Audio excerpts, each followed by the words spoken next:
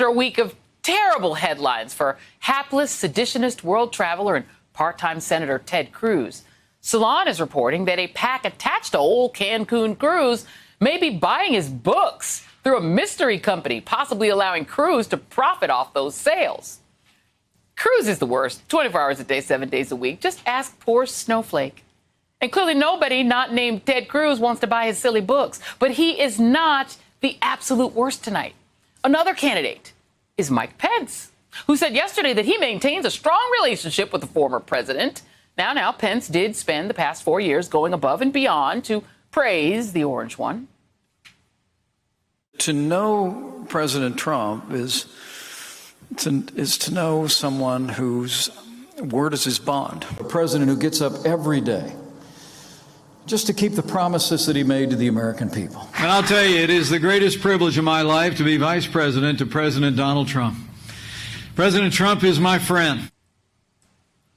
There was even that time that Pence was such a sycophant that after his boss put his water bottle on the floor, Pence had to do the same. But all of that was before his dear leader incited a mob on Capitol Hill that literally chanted, "Hang Mike Pence," and brought a noose to do it with. Sure. Forgive and forget, right?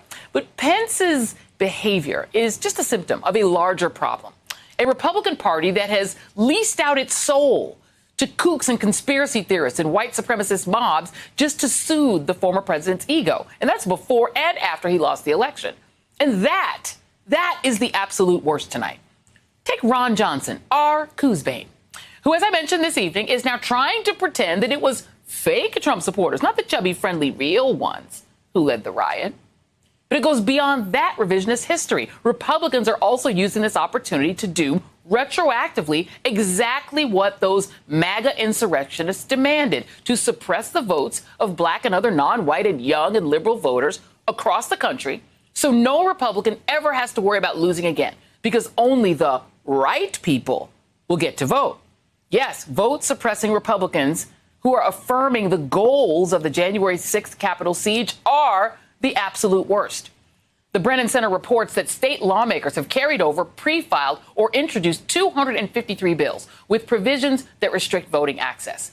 And it's such an important topic for them that there are 7 different sessions at this year's CPAC on, quote, protecting elections, including one with the baffling title, Failed States, Pennsylvania, Georgia, Nevada. Oh, my. CPAC is also the stage for the latest drama between pro-Trump lackeys and the few Republicans who don't support him. Hey, thanks for watching our YouTube channel. You should know that you can follow today's top stories and breaking news and catch up on your favorite MSNBC shows all in one place.